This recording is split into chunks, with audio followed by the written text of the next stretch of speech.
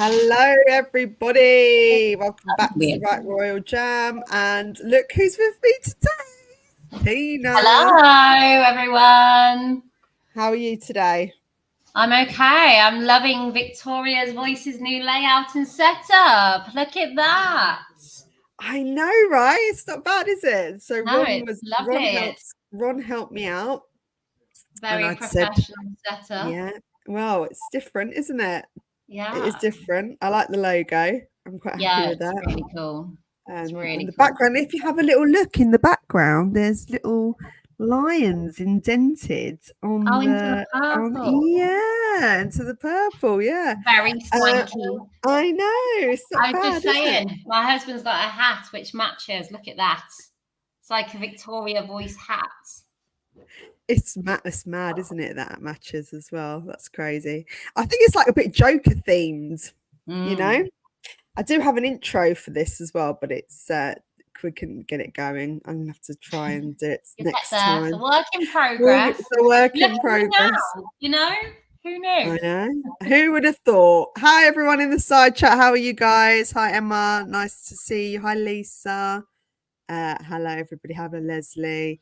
Hello. Yeah. So how have you been, Tina? Anyway, I haven't seen you in a while. I'm okay. Just doing life, you know, kids, being a mom, all that shebang, going to work, being a wife, and trying to do YouTube when I can. I know, and you're all ready to go on YouTube. Just got to get the old. I am. I've just got to get the old confidence on StreamYard. You'll be fine. You'll be fine.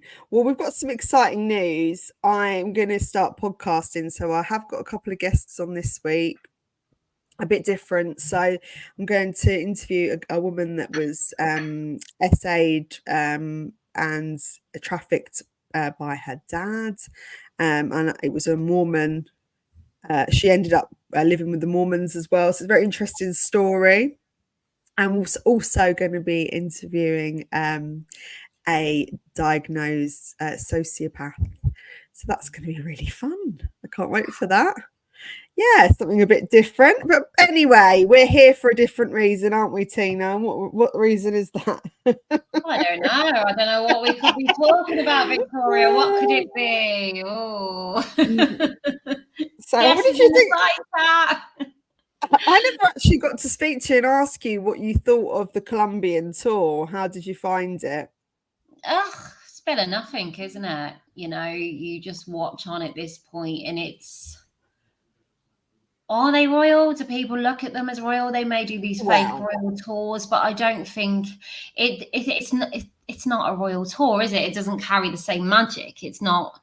It's just embarrassing, you know, and just a bit dangerous as well that they continue to do this. Dangerous as in it still does, I don't know, seem attached to the royal family. That's why they're getting these opportunities. But when you're taking millions of pounds from very poverty-stricken areas and speaking to them about internet security when only half of the people in that country even can access internet, I just think it's a bit of a lost cause. You know, that's exactly. I mean, we did have a discussion on it, me and Lady Letitia. Yeah, and I just did think that I felt like they were doing it for their own self, you know, so like a self-help guide for them because they feel like that they're being bullied on the internet. So I think it's more to control the narrative that they put out. That's as far as I could go with the kind of connecting them with online cyberbullying, and it started to sort of fall into place that it was for more for them than it was for anyone else, because Colombia is, as far as I'm concerned, that's kind of not the forefront of their problems. No, it's the internet. They've got real physical threats and, you know, poverty. They've got a lot more problems above that list, you know, of things to worry about. 100%, and they're living in, you know, shacks, and they're not everybody, but there is a real housing crisis there. And you know, I know that with poverty comes a lot of crime. So it's a weird one that the vice president really wants to focus on that. And then they wanted to their donation towards the country was the drums. Drum kits. The It's like the most basketball expensive court. drum kits Colombia ever paid for, isn't it? Yeah, just. Yeah, you But know, then if you look at the vice president, by the sounds of it, she's got the same rap by the people that Meghan has. And, she come out sort of just like everyone else, a bit like, and she's all of a sudden flying helicopters everywhere and taken from the people to do so. And it's just that same, to say that on a stage. Sorry, my cat's just jumped on the windowsill. That the reason why she brought them in was because of Netflix and Meghan's story. Okay. That's a she justifiable reason to spend millions of people's money just because you felt for her and Netflix, it moved you. do you think she felt like she had something in common with her? Maybe. It felt like that she drew a parallel with Meghan, but it just, I mean, the donation, that's what really got me. I know that they said that they are donating a certain amount, but there's not been, confirmation of how much that's going to be. And I don't know. What do you think? They spent 1.5 million pounds on security or dollars. I just So think they're token gifts as well, aren't they? Like with Nigeria and a basketball court in, Colombia with the drums. It's a bit like, in the grand scheme of things, with what these countries are paying out to have them, it's a bit like a gift from a Christmas cracker.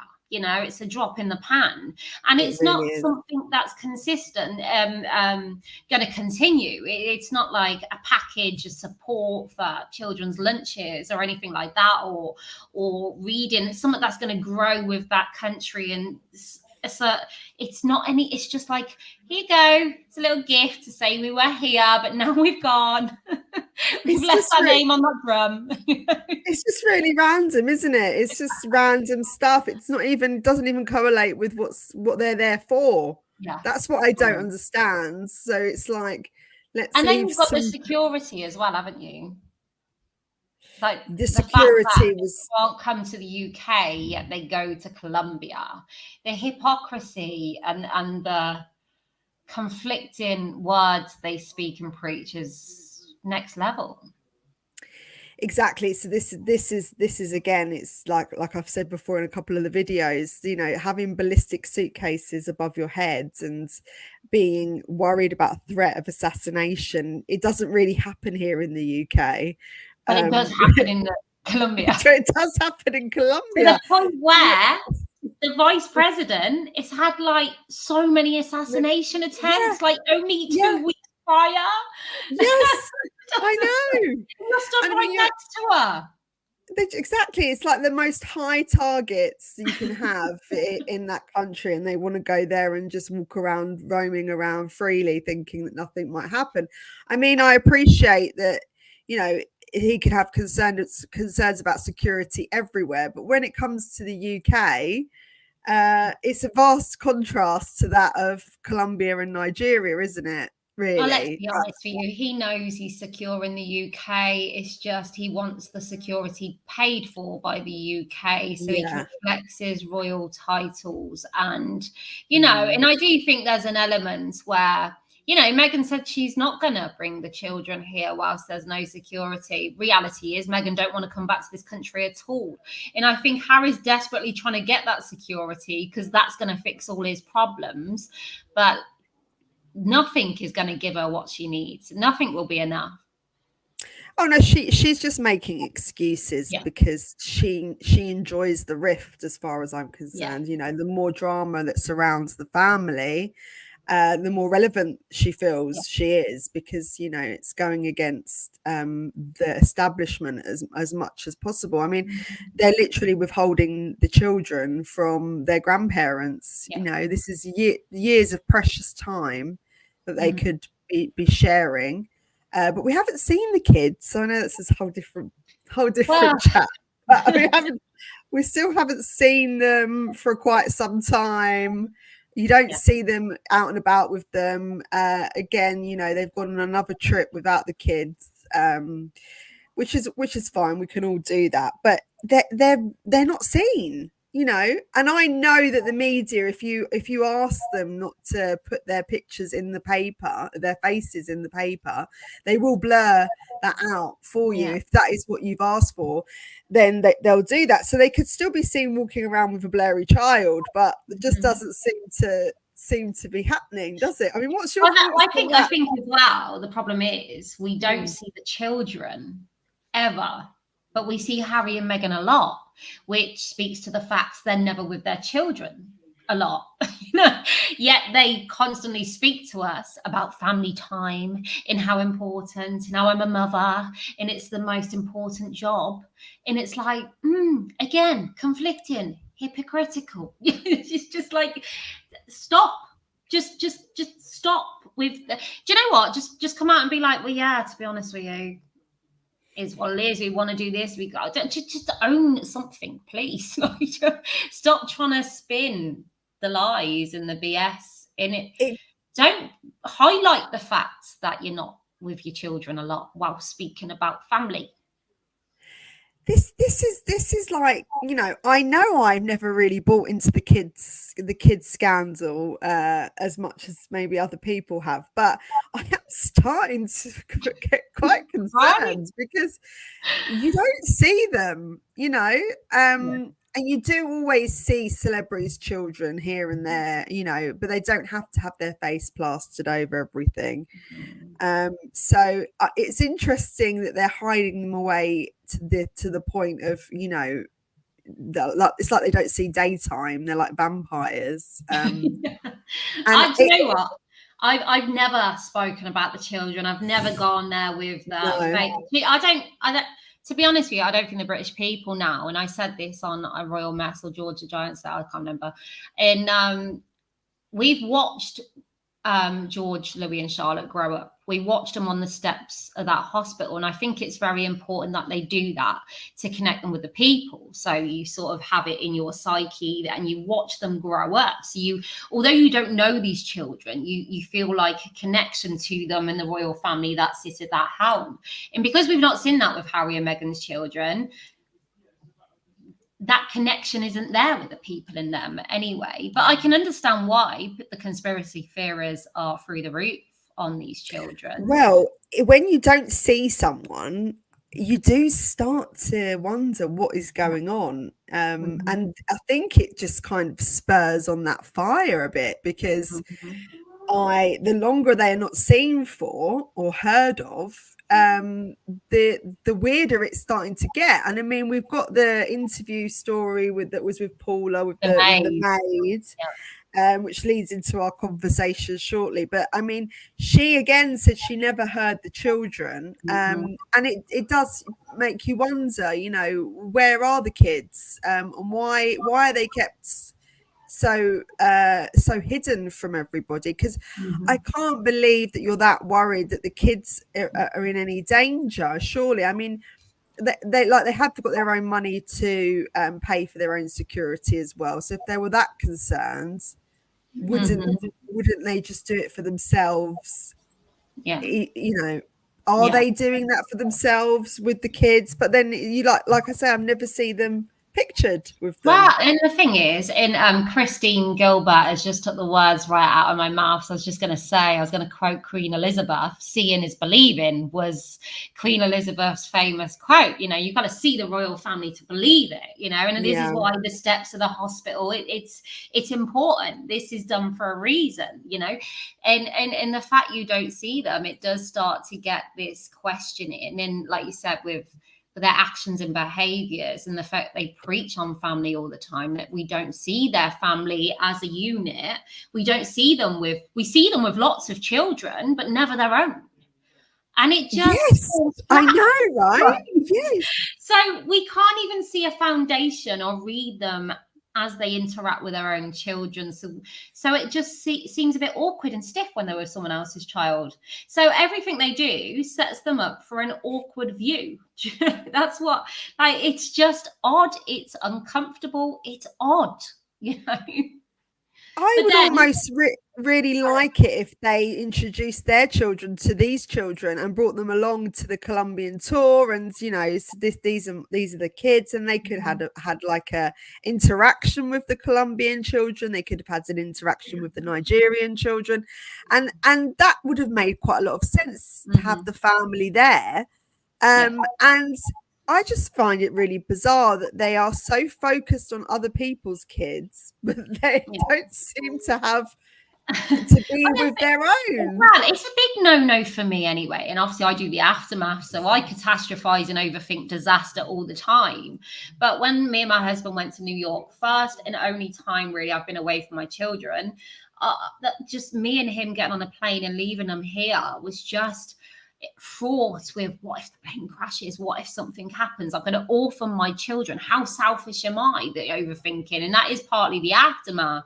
But you think with Harry and what he's wrote in his book, and how dad never being around, and how he used to imagine, shooting a plane down or what have you, because he was angry, because daddy was training to be king and had to go and do that. You would have thought that he would change this. And is this not worrying them when they're going to Colombia and standing next to a vice president who's had assassination attempts, that actually that could happen? Are they not worried about their children losing? I'm not saying you shouldn't travel as a twosome without your children, but most parents go through that guilt and worry, do they not? And they just fly in here, there, and everywhere. They're flying to Jamaica to watch a movie. It's so extreme. But this is a different life, because what I have noticed with like certain classes of people, that the working class are always with their kids more so than anyone Yeah. else, because they actually can't afford childcare. That's the main reason why, right? And then you do get a lot of middle class and upper class that they have nannies, they have au pairs, and it's normal for them because they've been brought up in that manner, and that's how that they were raised, and when they were probably with the nanny more so than their own parents. And so I think with the very rich, this is the norm for them to be jet setting off everywhere, and the kids are being raised really by the help. I understand that, but Harry's whole premise of speaking and writing that book was the trauma he faced and how dad was never there. So I'm looking at this from a trauma-based PTSD kind of mind. And obviously we're different. And I don't even know if Harry is able to even think differently, other than just, I'm Prince and I'm at the top, and that's how he was born and that's what he's always known. I don't even know if he's able to grow as a person. But from a trauma PTSD kind of vibe, and the fact that you're so angry and bitter that you were, I don't know, treated differently, and you would have thought he would have wanted to change that for his children, so mum and dad was around more, and if they're going to do these visits, that they would take them along with them, so he wasn't away from his children, so his children didn't feel like he did. You're exactly right. You would think he wouldn't want to repeat the patterns of what he felt. Yeah. He was, not neglected in some way, or hadn't had the bond that he would have liked to have had with his parents because of the lifestyles they led. And he is just doing a carbon copy of what he's done already, had happened to him. It's a carbon copy of that, and it's almost like they're not learning from their past. I mean, Meghan might again be the driving force in the fact that she's very ambitious, so she's taking him. I feel like he's being led up. He's being led on each. He's following her, and these are all of her ideas. I don't think that he has much involvement in the next plan. That it's Meghan is the driving force to what is going to happen next when it comes to their branding. That's my opinion. But the difference is, sorry, go on. No, go on. No, carry on. and the difference is with Harry, and like Leslie Handy just said, Diana said that Charles was a good dad and always made sure he was home for bath time. And even in Harry's book, he'd say about how dad used to sit at the end of his bed and tickle his neck and leave the door open ajar because he was scared of the dark. Who's there to leave the door open for your kids, Harry? Do you know what I mean? And the thing is, it's a different when the king, he has to do that. He was born into that. He's trying to balance training to be the king. right? When Harry and Meghan walked away with shed loads of money and wealth, and after it's caused you so much, you know, trauma, you didn't have to do that. You don't have to be in Colombia, because guess what? You're no longer working member of the royal family. You don't have to be doing this. You are making a conscious choice to do this to your children, aren't you? You know, it's a choice. They're making a conscious choice to completely be detached from them as much as humanly possible. And I feel like that they're taking on way too many projects, and they don't need to. They don't need to, and they definitely don't need the money. You know, they could have a one main focus, especially when the kids are young. I think it's really important to put as much time and effort into them as humanly possible, because, you know, they don't want to be around you as much when they're teenagers, and you've lost that time to really connect with your child. And we have a high staff turnover, obviously. This is what the video was about. So 18 members of staff have left. Since they started to employ staff, and you do wonder what for. What, you know, it's almost like they need life coaches throughout their Can you coach Harry and Meghan? I think that's the issue, though, isn't it? Because, you know, this isn't just normal people from the agency just brought in to help you out. These are people who know their stuff. This is, you know, yes, they haven't just plucked them from the job centre for a trial. No. You know, no. This is reputable people who are trying to advise them quite blatantly and just giving up because they can't. And all it does is validate the bullying scandal within the palace. Yes, exactly. Doesn't it? Yeah, you know, really and this is the thing with Harry and Meghan. It's shocking over time how their own actions and behaviors is shone a light on the reality to who they are as people. But now at this point, the actions and behaviors of the people around them shines a light on who they are as a couple. So the NDAs are absolutely causing them more damage now, because actually if you didn't have an NDA, someone could come out and go, well, actually I found another job, Harry and Meghan were great. You know, they can't say nothing. So actually, it causes more damage, I think, because it speaks more words to what is actually going on. If you get me. It's curious, isn't it? Because they have, you know, these different delegating these staff, different, you know, they've got different requirements to kind of rebrand them and remold them and push their projects into higher realms, but they don't stay for very long, and it begs the question: what are they doing to their staff for them to want to leave? You know, are they that difficult to work with? And the rumor mill is going mad now that they're very difficult people.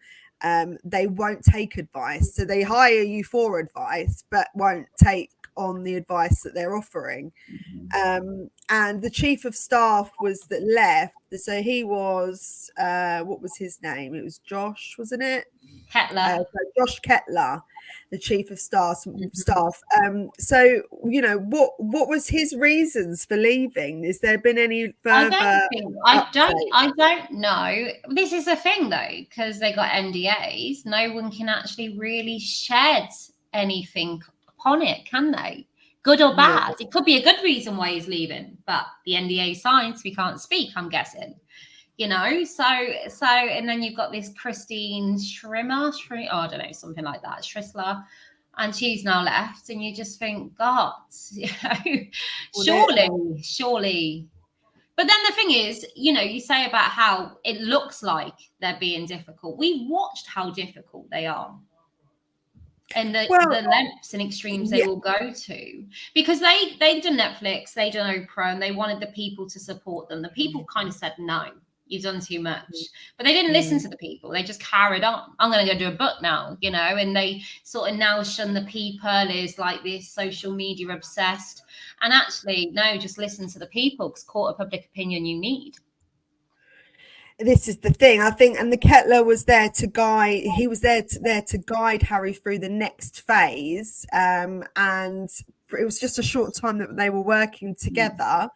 And it seems to be that it's not the staff that are the problem. I think sometimes you think, oh, maybe that's just a member of staff just didn't suit that situation. But to have such a high staff turnover, and as far as I'm concerned, in any employment, if there's a high staff turnover, then there's an issue within the institution. Yeah. And I've worked in different sectors and seen that myself, and it's always a problem with management, and people are like, no, this is run like this is wild, I can't stay here. And the turnover is just Yeah. continuous. And then there's no consistency there either. So this is probably why, and if I'm linking both of these scenarios up in my head, the there's no consistency with their branding and what they're doing, because they're having new staff come in and there's a new idea that comes onto the Mm. ship.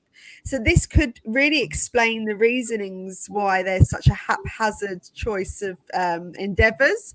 So Yeah. you've got the jam, and then you've got the biscuits, and then you've got like the yoga mats, and then you've got the tours, and then you've got the polio, and then you've got this Spotify. You see all these Yeah. different things that they're choosing.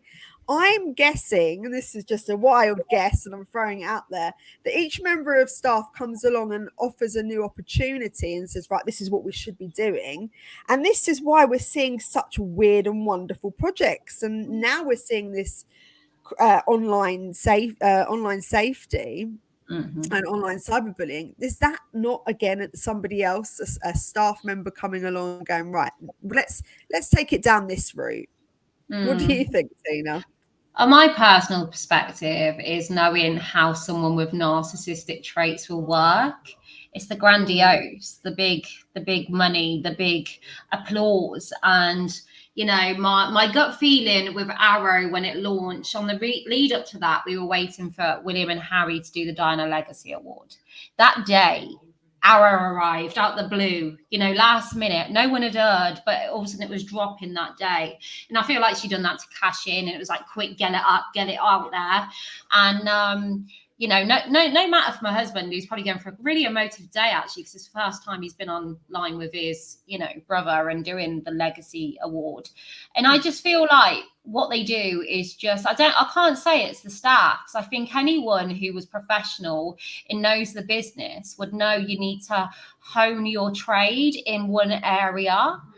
But I think what they go around doing, because I think the minute Arrow never got 1 million followers, that's a rejection. That's a fail for Meghan. And that's why 6 months later, in my opinion, I believe there's still no growth on that. It's sort of just out in the cold now. It's like, ugh. On to the next grandiose. The royal tours they will do because they need to dip in, embrace themselves for royalty, even if it's from afar, because that is their brand now. And I just feel like they go around slinging mud, hoping it'll catch on, hoping the people will support that and find something in that. But when it fails, they sling another batch of mud. And when really all they need to do is actually read the room, the court of public opinion, and actually start to change and look after their home around them, look after their staff, the basics. But she can't do basic because it's grandiose, big. My name's got to be big. I've got to achieve. I've got to be loved. And that's why the staff are probably drained, because when you're around someone like that, you can't please them. And Harry will never be able to please her. And maybe they won't be able to please Harry because, like I say, he was born into a palace. He was born into the top.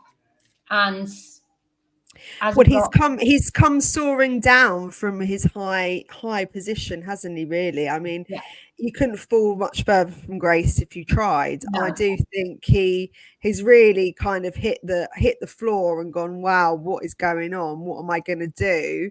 yeah, This isn't what I expected. This is meant to have been, like a fairy tale, and it's turned into a nightmare. And the royal author Valentine Lowe previously described the several former staff members and said that a source claimed that working for the couple was like working for a couple of teenagers.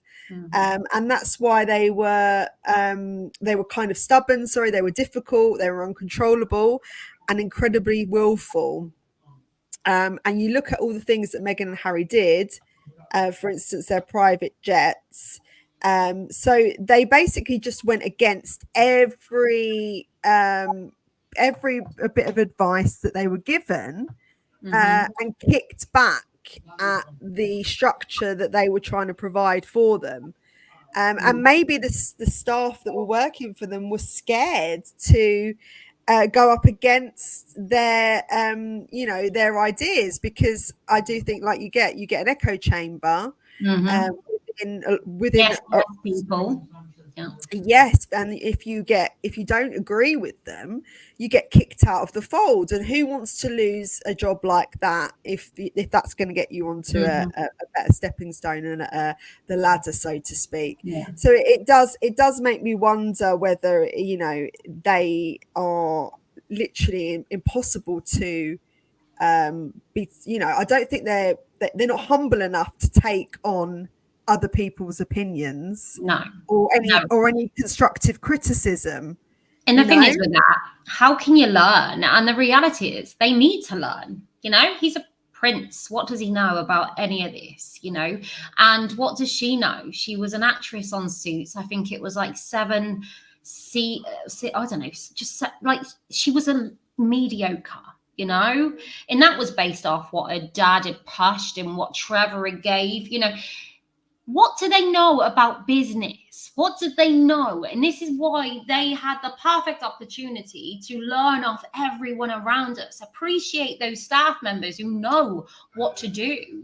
If WME can't fix your brand, it speaks a lot, doesn't it? If you look at WME and their history, but I think Liv's got a great point. I think Harrow was for her to promote other people's products that she would affiliate links with, coffee and show handbags, but no one wants to. Oh no, I've literally mixed up two messages then. That she would get a kickback from, except no one wants her name on anything. Sorry, Kim P as well. But maybe that is the case. Maybe Arrow was just like for other celebrities and other names to bring their products to. Maybe that's what it was going to be. But either way, it was 100%. again proud with royalty. Arrow. It was almost like cream tea in picnics, like with the branding. It was very British. It was a rip-off of Highgrove, in my opinion.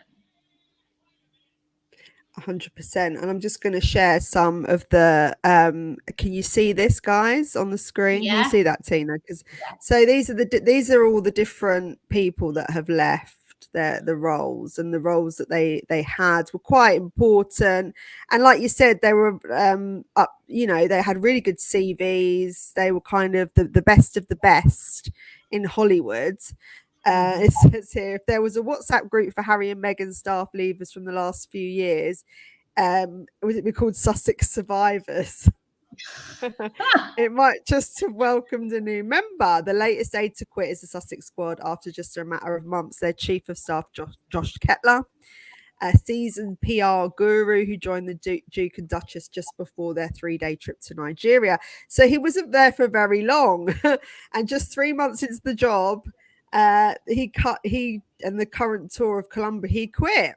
And obviously they're not allowed to tell us why, because of the NDAs. But I mean, when are the NDAs not upstanding and you can I go don't know. against them? I don't know how long they last for, but Harry and Meghan go around NDA and little kids, don't they? So I don't know. No, right? Like 5-year-olds, what is that all about? But if you take a comparison, because I work with comparisons, you've got Josh Kettler, who's only been there a couple of years, and you've got the man who's been with Harry for lots of years, the Invictus.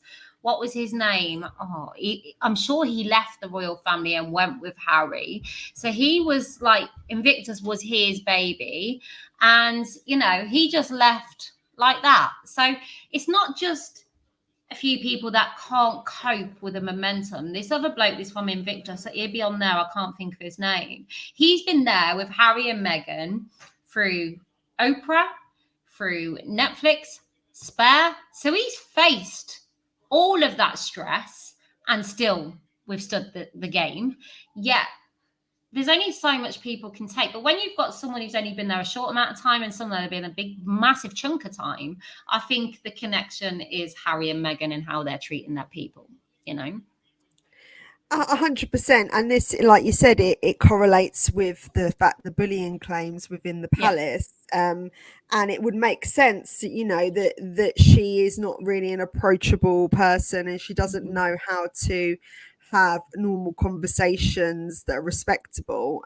She seems to basically treat her staff like crap. Oh, is it Um, Dominic Reed? Yeah, it's Dominic Reed, I think. Carry on.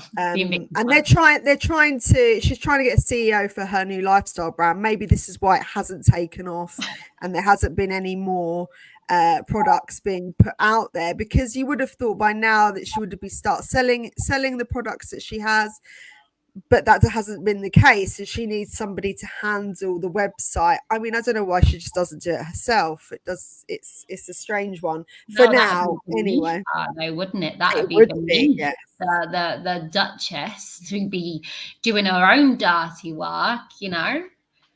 And Um, someone's written here, what may be most telling is that the entire time I worked there, I don't think I heard a single current or former employee of their staff say they would take the job again if given the chance. Those aren't employees that they just had found off the streets. Many of them are people who had previously excelled yeah. working for demanding bosses in high performance companies and environments.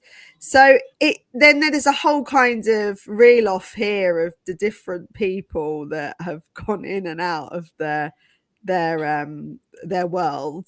And it's a So you, different age demographic as well, because mm, mm, that as well speaks volumes. 'Cause it's not like a younger one who's just like, oh no, you've got absolute array of different sexes, different ages, so mm. this is not, I don't know, majority. It speaks so much. Well, it's wild, isn't it, that so Hmm. many have come and gone, and it is a revolving door. You've got here the manager at Archwell. Now he has been there for 2 years. That's quite a long time, and he quit himself in January. And not interested in extending their contract with Netflix and ending the possibility of a new season of their Harry and Meghan documentary. It's a blow to the company. I don't think it is a blow to the company. I think it's more to do with the fact that they know there is no kind of relevance to them anymore. Yes, we were all interested in the beginning, maybe because we wanted to see how their relationship dynamic played out. Um, Yeah. but for it to continue, are we interested? I mean, how I did watch halfway through the series. I thought, oh my god, this is so boring.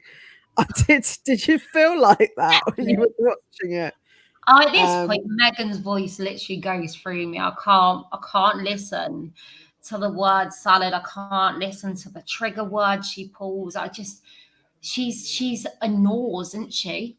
Like, she makes you feel nauseous. Like, and that's like that's the brand that they've got. But when you look at Arrow, like you said before, she should do it herself. Thing is, you should have all this set up in a CEO before you go live.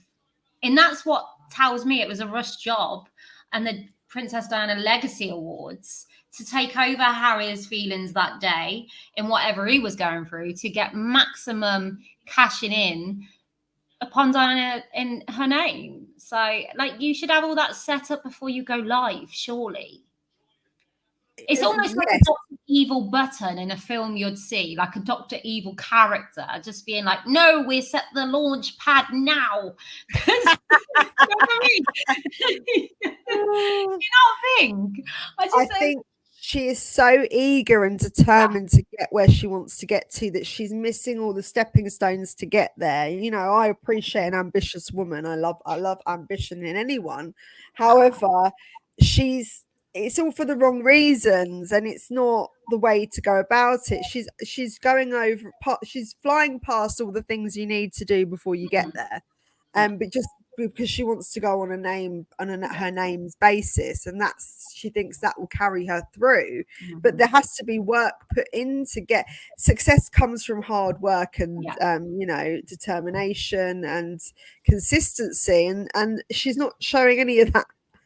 It's The thing is she passionate about any of this? no, I No. don't think she is. If I No. had that platform, Vic, I tell you now, I would. the aftermath would be that would be it. I would embrace every opportunity, every bit of advice in the aftermath I would speak on, because that's my passion.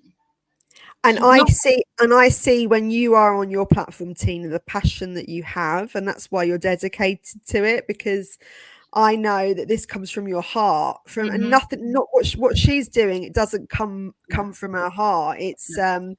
It's motivated and it's calculated for, self gain. I Yeah. don't think she gives a damn about the Colombian No, cyberbullying no. that, that, Well, because that or the, anything they do is connected to the internet or cyber. And we all know there's a direct link in correlation to the fact that people are on social media calling them out for their BS. yes, Like, yes, so yeah. so even when you've got these grieving parents sat next to you, Mm. you're not there in that room for them. It's to get your point across about what people did to you. And that's why it's uncomfortable to watch. That's why she's not engaging with those people. She's just sternly looking at the camera. And she's not in the moment. She's not feeling it. And people pick up on that. You see the desperation of her needing the camera, Yeah. needing the spotlight, Yeah. um, and she desperately wants to be seen differently. Mm-hmm. And to change that, you have to do your inner work. I know it sounds Mm-hmm. very spiritual, guys, but No, it's it, true. it feels it feels like she has to do the work on herself first, and then really decide how she wants to help people. If that's really her goal, which Mm-hmm. I'm a bit skeptical of. If they both want to go out and help other countries, they need to actually find out what they're passionate about to help them in their movement, because Yeah. I don't think the sporadic changing of why they're at different places doesn't really connect. Mm-hmm. um I don't understand even the donations are weird. Mm-hmm. The donations for the basketball courts and drums, I find it fascinating. And And we've you know got, what? And that's the thing. They are fascinating. And we all love a bit of car crash TV, don't we? With Jeremy Kyle, EastEnders Christmas special. We're all in for that, right? We all love to watch that. But yeah. this, and people will always watch and wait for them to fall, because the people are crying out for justice. They want to see accountability. They want to see them wince and hang their head in shame. And I think it's going to be a long wait.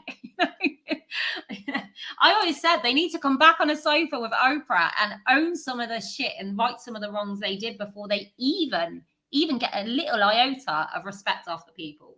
And they probably won't even get that. They need to come to Oprah, then go away, and then build on themselves, and then come back.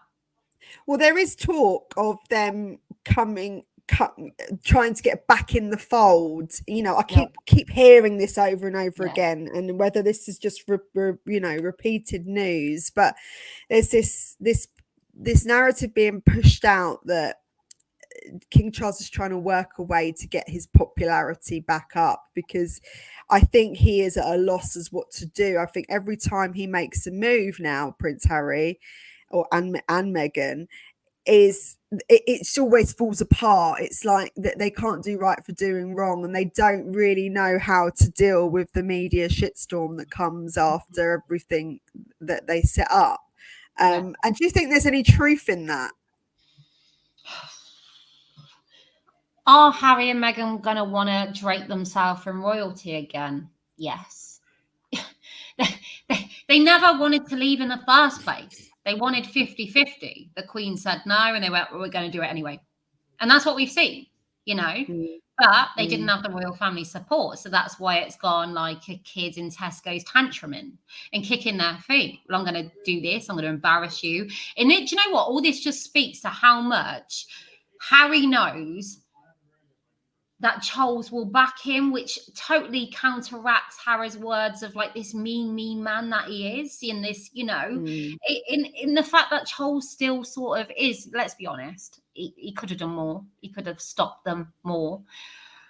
Oh, I don't know. What's the question? I've lost. Well, I just wonder if all fails in Hollywood, and if they Oh, can't yeah, get royal their family. brands off and running like they want to, because Mhm. there's talk of them losing money now, they're losing deals. There's no one really coming to them and trying to get them to sign Yeah. things and want to work with them. So if the money starts running out and it starts dwindling away, Daddy's going to have to put up the Yeah. funds.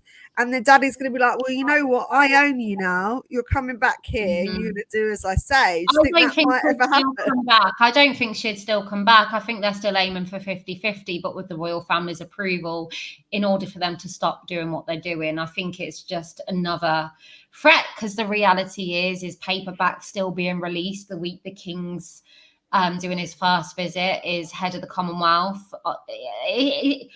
I just think it's maybe a bit of a puff pieces placed out there to put the pressure on, maybe. Or maybe he does want to come back, you know? I can only go with what we knew before, Vic, and that was Harry smiling with his brother. We watched the links he had with his family. Of course, you're going to miss that. He's been absolutely placed out, and he chose to put himself out in the cold, didn't he? Let's be honest. He hasn't been placed in the cold. He's put himself in the cold.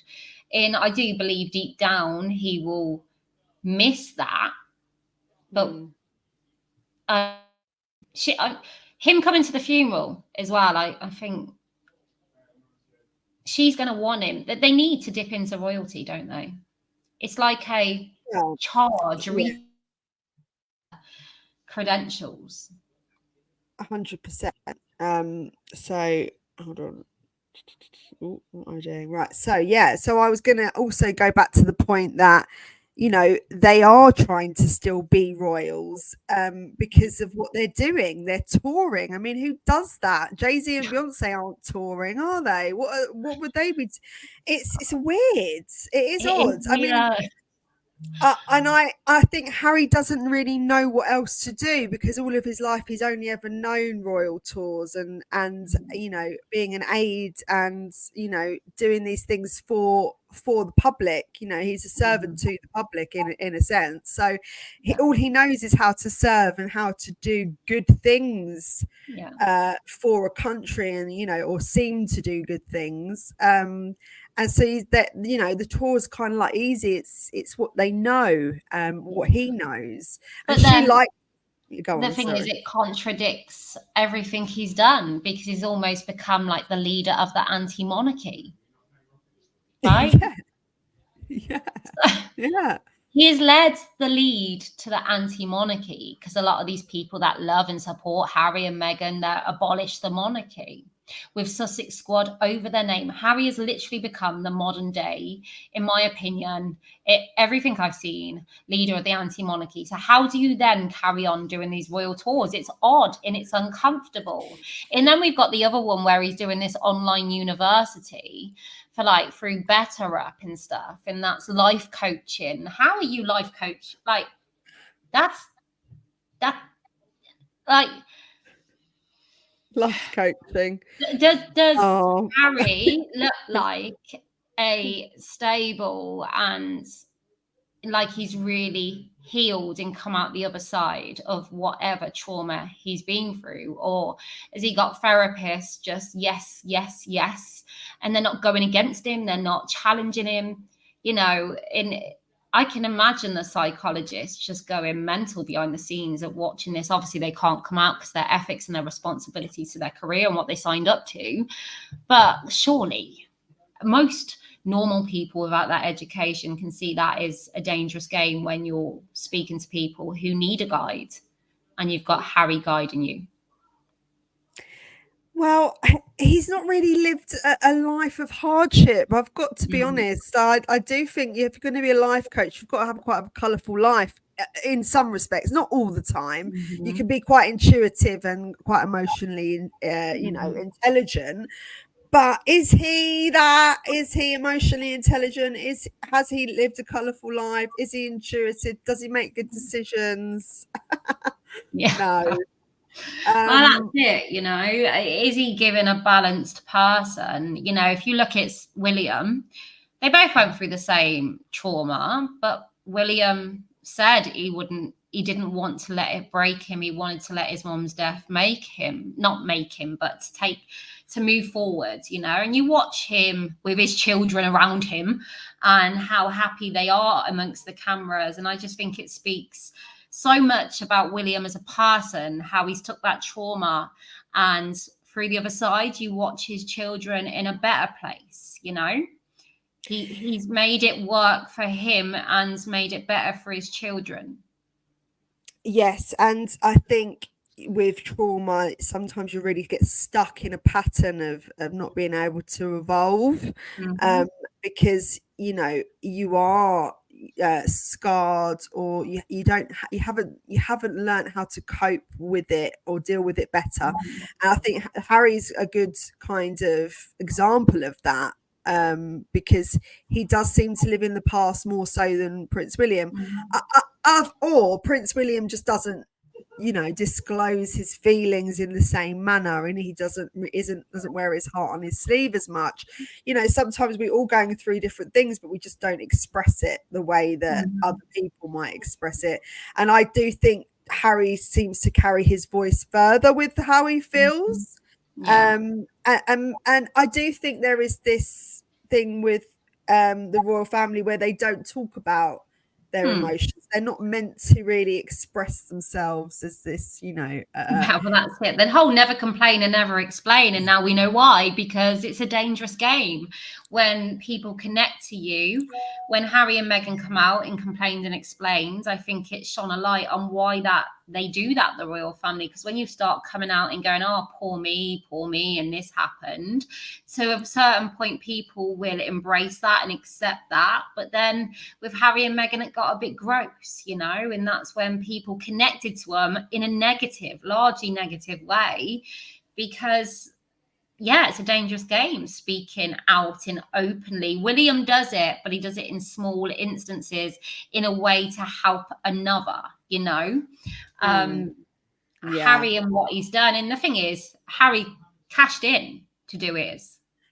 In, got paid millions of pounds. Yes. So is that to help another or help yourself whilst trying to attack them? And I know what it's like to be in that stuck rut. That's the aftermath at the end. I do the aftermath and I speak about my healing journey. But for a long time, I was stuck in a resentment, anger, stuck in the past. I couldn't move past my past, in its horrible place to be. And I never had someone there reminding me constantly. Is it healthy then if Harry's doing fake royal tours, if the royal family affected him so much? It's almost like he's got like a trauma bond. Is it healthy, your wife dressing in such bang-on outfits to your dead mom? Is it healthy, your wife sat on a stage speaking about car crashes and no seatbelts? Is that healthy for someone who's been through that trauma? Or is it a constant portal opening up to his past?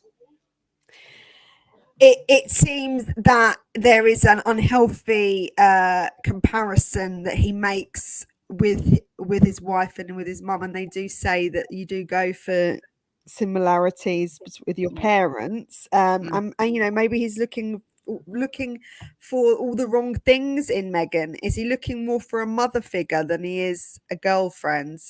Because and I have got sent a very interesting information, which I'm going to do a video on. Now, one of my lovely subs has sent me some interesting information on the real age of Meghan Markle and the proof of her age, but I'm going to do a separate video on that. Yes. So maybe she's quite considerably older than what we initially thought. I know there's always been talk that she's a bit older, but I think it could possibly be that there's a motherly figure kind of aspect to this relationship, and because she also used to say that she could hear Diana was like she's like a medium, and she'd wear the perfume of Diana. It's all very odd that you're enticing a man into your life by looking and acting and behaving. Well, the thing is, we all know if this would have been Princess Harriet and the roles were reversed, this would be like red flag galore. It really would. Everyone would be like, leave her alone, you're manipulating, it's not so in the forefront because the roles are reversed and he's a man. You know, it does tick every box of the love bombing, the even in the words in his book, which speaks a lot of red flags. But at the same time, I'm conflicted on whether he's just a prince and he's going along with this BS as well. And he's just, because sometimes I see him before he went up to that Pat Tillman, he was all anxious and like, and like you could see he was a bit in a place where he sort of knew the conscious was kicking in. But then I see another and he was smirking. And I'm like, you know, I don't know. Well, his anxiety is apparent. I think it's really at the forefront of his whole embodiment. I feel like that interview especially really caused concern for his mental well-being, unless he was just having a really bad day. And I know we all have bad days and we're just like don't want to engage whatsoever. But you know, I think you have to put your game face on if you're doing an interview and it's going out live. And then also you've got the scrutiny of the whole population watching your every movement. Aren't you going to play up to the camera slightly and pretend you're happy, Harry, at least? But he didn't even try to be, you know, in the room. No. And that's the thing, you know, Harry has said about how his life was so bad before and how unhappy he was and how Meghan's like the inspiration to his life. And how come your face can't say that anymore? Because for all the times we watched him, we've all seen him with the royal family, with Catherine, with William, with his gran, even with his dad hugging him as a man. It seemed natural then. It seemed like a natural happy. And that's the thing. We see Harry, and we all knew that he had struggled post his mum's death. Who wouldn't? And we see him sort of healing and coming out in a better way. At the end of the day, he's married someone who's not brought out the best in him, and only brought out the worst and spoiled words in him, hasn't he? And there is such thing as an energy vampire, and I think maybe that is what she is. It seems that she's draining the life out of Harry. And people are asking about the real age thing. I am looking more into it, but what I have got at the moment makes sense, but I'm not going to put the video out unless I'm 100% sure that this is correct. This is factual, by the way, guys. But yeah, I'm gonna go into more depth and find and research it before I put the video out. And I just wanted to carry on with the staff members and just go through who they are. And it's just very interesting to me, the amount and the actual, you know, the significance of their roles. So this guy here is Ben Browning, head of content for Archwell Productions and Archwell Audio. And he was no stranger either to working with big names. So he was nominated for an Academy Award, and he's also worked with Carey Mulligan and a few other famous stars. And he quit in January 2023. He also worked for them for 2 years. But he's quite a well-known face in the industry.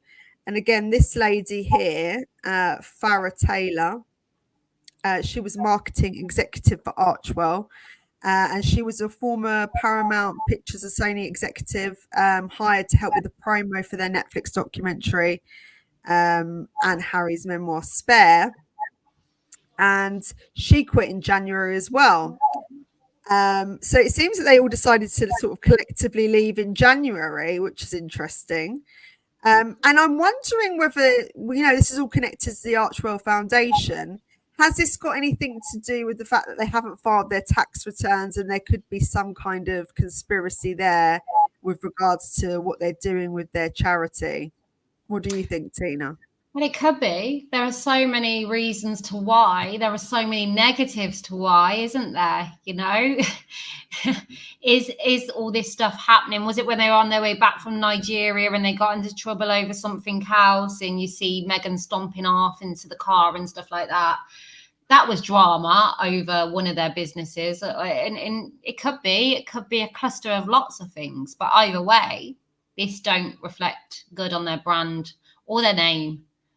and who they are as No, human beings, you know.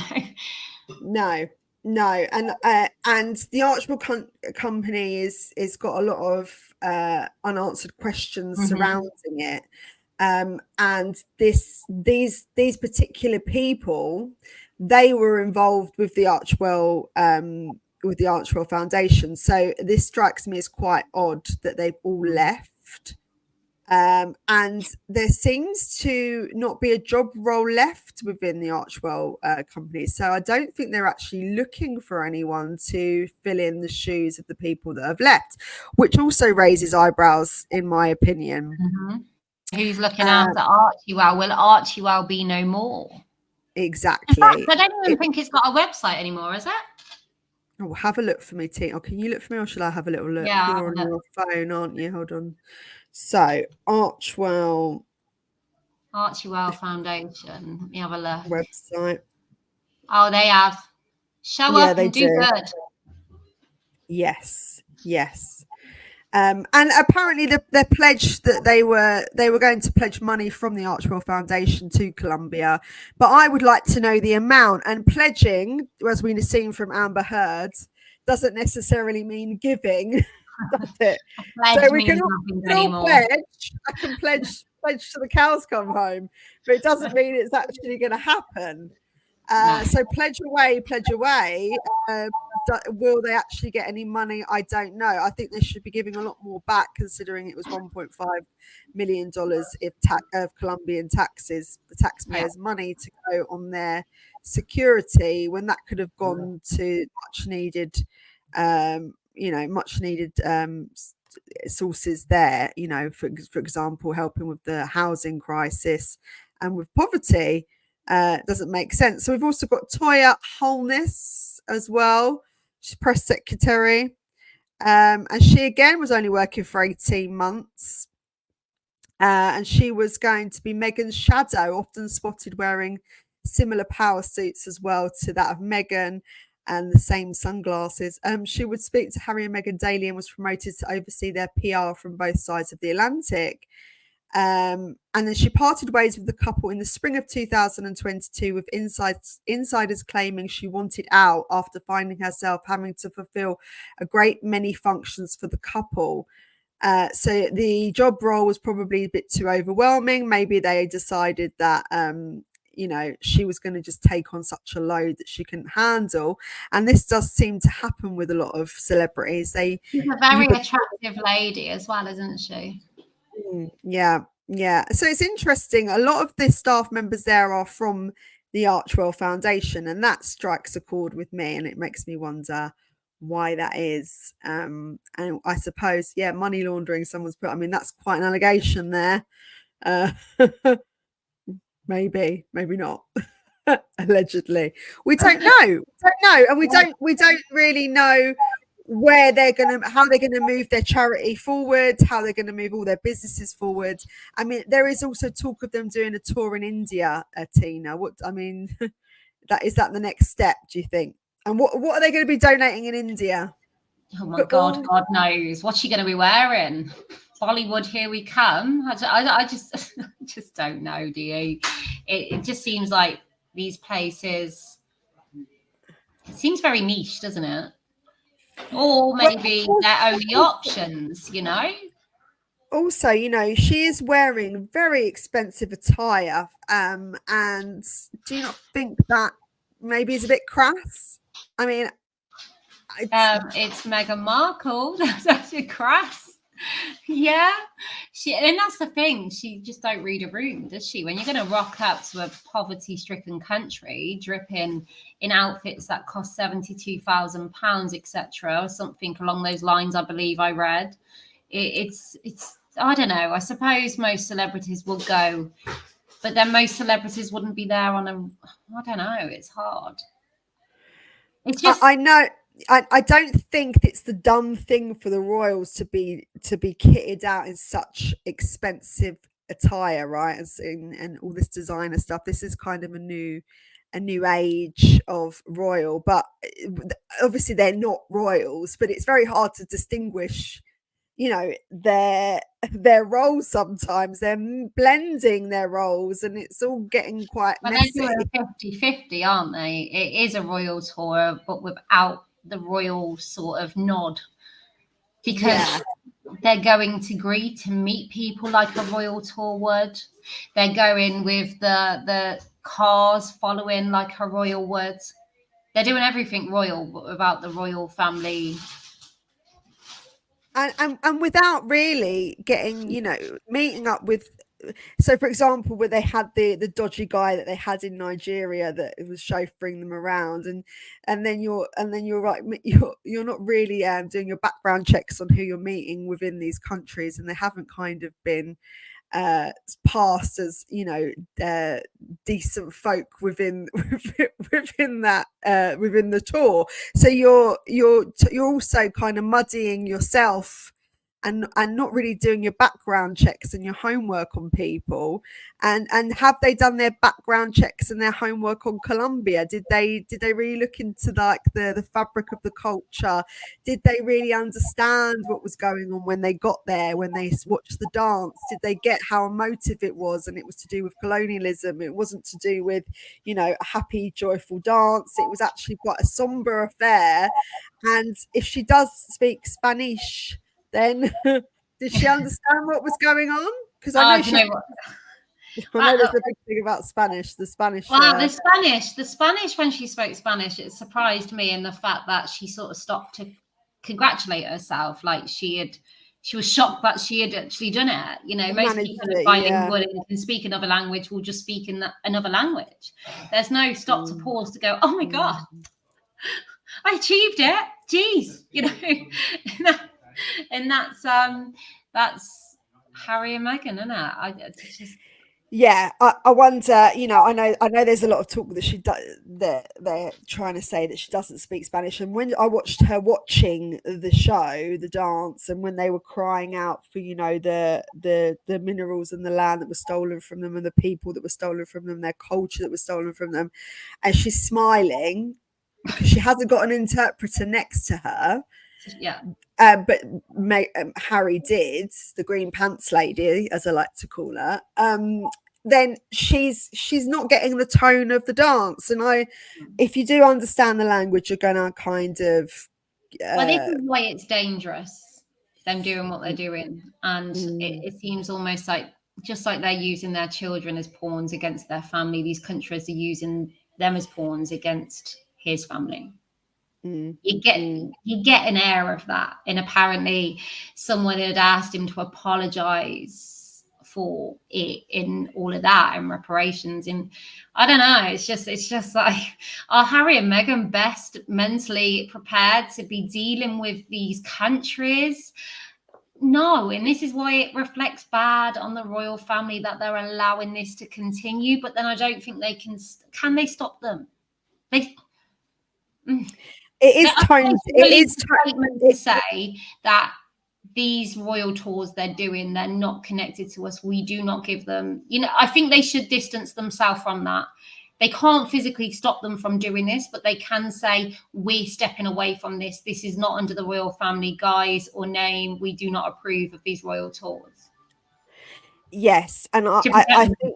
Yeah, and you like you say, it is just tone deaf completely, because you really need to understand the fabric and the culture of where you're going, and really immerse yourself in it, and know the history behind where you're going. And sometimes it's a very sensitive role to play, and I just don't think I don't think they're interested in learning about other cultures. I just think that they want to be planted here, there, and everywhere, and have the cameras on them. And I mean, they look immaculate. They're playing a role, but it is just so one-dimensional. And I do fear that this is, every time they do another faux royal tour, they're going to continually have holes picked in them, and it won't get any better, because they're not learning from the last tour, Well, I don't think, and that's why I said, if you can't take any accountability, if you can't look at 18 staff leaving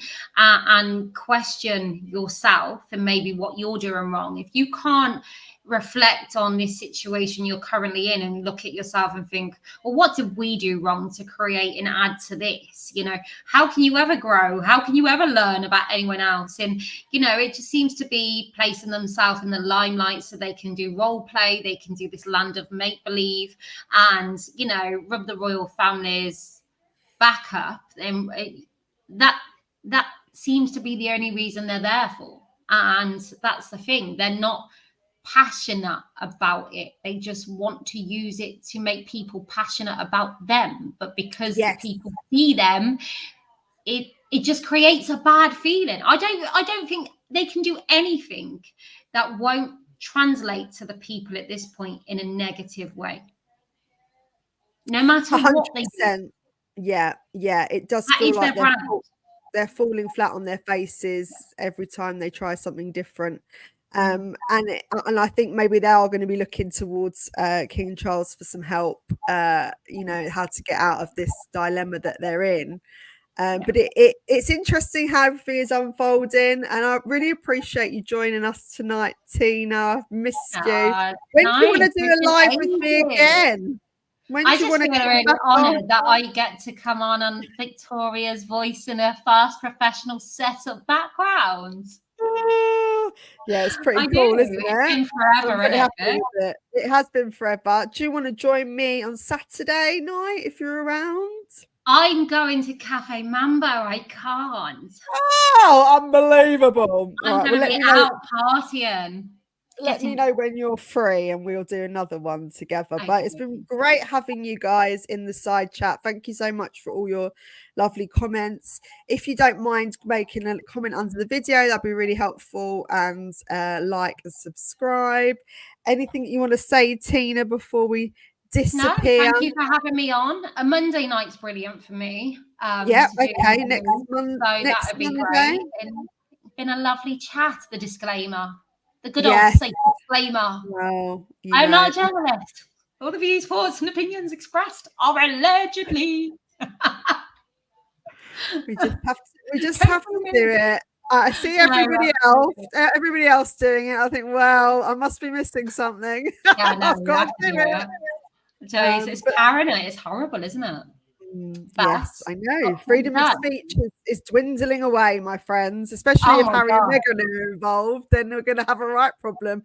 They'll shut the internet down, guys, so we better just talk as much as we can. What are they going to do about the internet? Because he's got an online university. They've got the online counselling for the bereaved parents. For two people that are dead against online, they seem to breed off of online. So this is the thing. The media, they need the media. They need online, but they don't like any of it. Conflicting. It's a double-edged sword, isn't it? And you reap the seeds you sow. Is that correct? Mm-hmm. That is correct. Yeah, I think so. Yeah, I think so. Monday night, dead brain. But yes, love you all. Thank you all for joining us, guys. And we'll see you next time. Take care. Bye.